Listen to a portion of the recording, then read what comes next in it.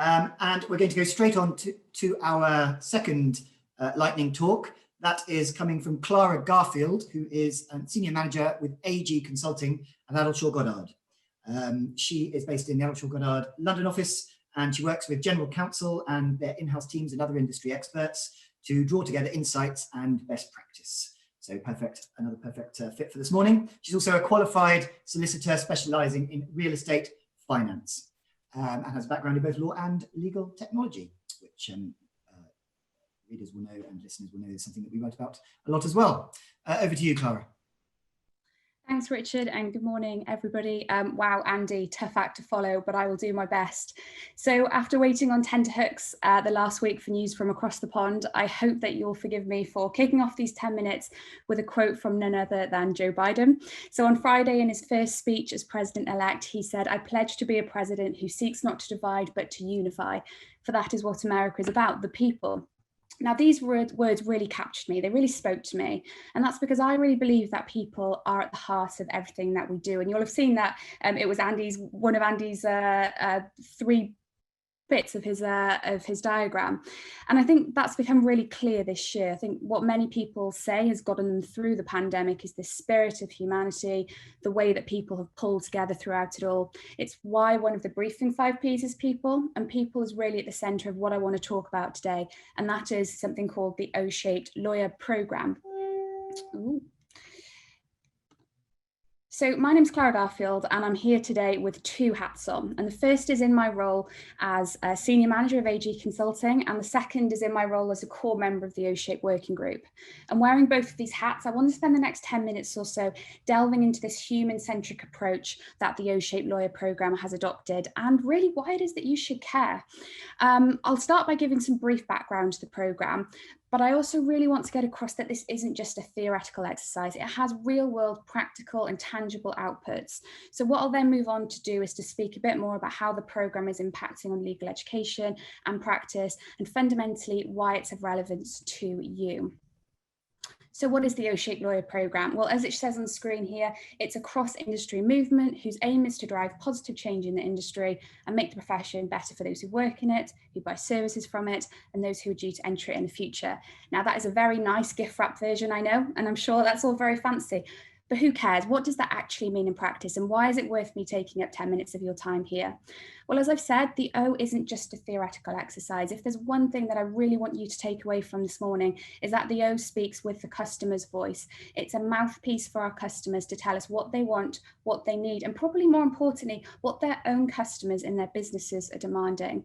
And those wants, needs, and demands boil down to one thing, and that is a more human-centric approach to legal service. But how do we actually know this?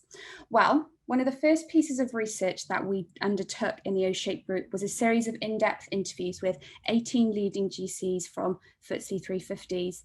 And what this research aimed to do was to draw out the attributes that those GCs believe lawyers, and those are both lawyers in private practice and in-house, and that's really important to stress, but lawyers must demonstrate to deliver truly exceptional service. And what the research demonstrated was that our customers see technical legal expertise as a given. Now, there's a really great quote that I want to share with you from Dr. Jim Heaver, who I work closely with, and he said this: "I was sitting in the office of the general counsel of a large pharmaceutical company when the window cleaners appeared on a platform outside the window and began to work. The general counsel said, 'Which law firm we choose is about as relevant as which window cleaners we choose. They're all the same, they all do the same thing equally well, there is no difference.'" But what our research identified is that there can be a difference, and in fact there is a difference. Those lawyers that are able to dispense not just technical legal advice, but actually create value for their customers are what makes progressive lawyers and law firms stand out. And you'll see a quote on screen here from one of the GCs who we spoke to. Now, I'm sure to many of you, this is not groundbreaking, but though this may be, you might be surprised to hear that nearly every single one of the GCs who took part said that this value creation approach remains largely aspirational. Nearly every single one of them said that they had rarely received this type of legal service from their lawyers, if at all.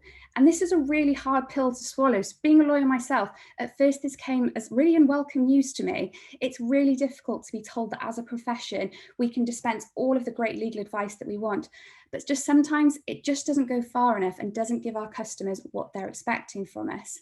So what does this mean, and how do we turn this aspiration into a reality? Well, the research went further and looked into what is needed to turn the types of behaviours that our customers want to see into the norm. And in particular, there were 12 attributes that were identified by our customers who felt that if their lawyers embodied these attributes, they would get a much greater level of service and their business would ultimately get a much better level of service.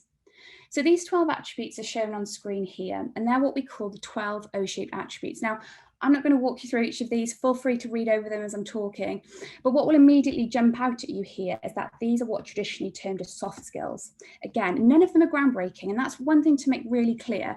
Those who run the programme are fully aware that these are the types of skills that have been a desired focus for a number of years. I'm sure that many of you have training programmes, skills workshops, which speak to probably all of these. But the key thing to really remember here is that our customers aren't seeing these outside of the four walls of a classroom. They're demanding them, but they're not seeing them in practice. That's why I like to say that these are soft skills, but they're hard requirements. So this is where the notion of the O comes from. It's a really rounded approach to creating more rounded lawyers who can better serve their clients. And you'll see on screen here what we call the 5 O's framework. And these really guide the actions of both the programme and the lawyers within it who embody the O. But that's all very nice. But what now? Where's the practical aspect of this? Well, now we have to turn to making these behaviours the norm rather than the exception. And this needs a focus on the whole profession. It's not top down, it's not bottom up, and it's not somewhere in the middle. It is the whole thing. So that's why the O-shaped lawyer programme is split into 2 work streams, education and practice. So looking first at this first one, the education stream. You'll see here just a handful of legal educators that the programmes have been engaged with around creating new O-shaped courses around the incoming SQE, but even things like embedding the O and its attributes within traditional law degrees. Some of you may actually have already seen the course which the O-shaped group ran with the University of Law last month and the month before that as well. But why, again, why is this relevant to you? Well, firstly, our customers want it. They want well-rounded lawyers across the board, but they also want well-rounded teams that work on their projects. And something which I think is really interesting is over the last year or so that we've spoken to a number of GCs, hundreds in fact, one of the most common themes is actually that too many law firms focus only on partner relationships. But those GCs say, no, we want the whole team, the whole package. And they think it's right that a focus on the whole profession is needed. So you'll see here on screen a question that we posed to over 40 senior in-house leaders at a recent town hall event. Do you think law schools should provide modules on O-shaped attributes? And you'll see 95% of them, it's nearly all of them, said yes. However, as a legal profession, I think we should also really care about our future colleagues and that they're well equipped to enter into the legal profession. And this equipping factor has largely been always centred around these technical legal expertise, which of course is a must. And I say that as a lawyer myself, of course it's a must, but it's not the only tool that we must hand down to our incoming colleagues. We believe that equipping our future colleagues in this way will not only benefit clients in the long run, but it will improve mental health and it will increase diversity as we start to move away from this focus on academia and grades to the skills that GCs really want to see in their lawyers. And actually many of those we've spoken to told us that some of the best lawyers they've ever dealt with were those who actually would never stand a chance at getting into some of the firms in a traditional way. So let's turn to this practice stream now. And this is all about embodying the O within those already in the profession. And that's whether they've just started as a paralegal at a small boutique firm or whether they've been a partner for the last 25 years at a Magic Circle firm. One of the core elements of the practice stream at the moment is this notion of an O-shaped pilot. And some of you may have actually come across this already. And the O-shaped pilot is a way of demonstrating in real time the impact that adopting these more human-centric O-shaped behaviours can have on a real client relationship. Now, these pilots have been taking place across a number of law firms, a number of clients, and you'll see some of those listed on the screen here. Now, at AG, we undertook our pilot with Network Rail, and what this meant was bringing together a really small group of lawyers from both AG and NR to work together over a 6-month period. And the ultimate aim was really to strengthen the existing relationship and to deliver an even greater level of service to our customers. And that's both in the Network Rail in-house team, but fundamentally it was both of us working together for the NR business. So how did it work? Well, once a fortnight, the group met for conversations around O-shaped attributes. They thought together as one team about various initiatives that could be implemented to demonstrate these O-shaped attributes. And these ranged from things like formal development workshops. We actually had one of the directors of Network Rail come in and speak to us. But it was also smaller things, such as just committing to doing something differently on a particular task and seeing how it goes. One of the things that we did was actually around stopping looking at emails at 8 p.m. instead of 9 p.m. and seeing how we got on with that, something really, really simple and small. Now, unfortunately, there's not enough time for me to delve further into the results of the pilot, but one thing is really clear, inherently clear, as we reach the end of the first pilot. These conversations and initiatives created a culture of trust within the group. And this trust allowed them to go further and to explore more. By putting those people first, not as lawyers, but as humans, just humans, the relationship strengthened even more, which in turn had direct positive impacts on the AG and NR work that as a firm we undertake. So law firms like to look at the business aspect of things, but actually what we found with this is that by putting people first, the business naturally flowed as a result. And now we're starting to think about how do we take those learnings, apply them to the wider AG-NR relationship, but also to the rest of the clients across the firm. So again, you might be wondering, well, why is this relevant to you? Perhaps even some of your firms are undertaking a pilot already. But if they're not, why should you care about this? Well, we've talked about the fact that our clients want this, but not only do they want it, they're demanding it. Already, we're starting to see influential in-house teams, including adherence to OSHA principles in their RFPs. For example, EasyJet and Centrica, and more have expressed an interest. Again, then it's worth just me reiterating here, the O is not some formulaic and really dry model. It's something that our clients want so much, they're willing to include it within their RFPs and their panel requirements. So you'll see on screen here the results of another poll that we ran at our GC Town Hall event. 97% of those attending said they'd be interested in engaging with their law firms in a more O-shaped way.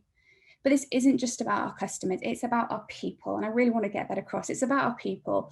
It's about working together as one team, about developing and maintaining continuous relationships, not as lawyers, not as clients, but one person to another. And we know that this works. We know that the O works. Through the ongoing pilots, we've seen countless experiences of where taking a more O-shaped approach has increased value for everyone involved. Juniors have told us that their confidence levels have increased. Seniors have told us that they've begun to explore how they interact with their customers in a new way. And across the board, people have told us that working together as a team, as one team, has allowed more opportunities for trust, innovation, and collaboration. So as we reach the end of these 10 minutes, I hope that you're able to come away with a sense of optimism. Our clients want something new for us, but we're in a great place to start to deliver that. By putting people back at the heart of legal service, we can create a profession which is healthier, more resilient, and more able to give our customers what they want. Now, this has been a very whistle-stop tour, and I appreciate that unlike Andy's fantastic talk, you probably are thinking, well, how do I make this a reality? How do I take these research points away, these discussion points away and implement them within my own firm? Well, what I would say is please do get in contact. Please engage with the O-shaped group if you have not already. We love hearing from people.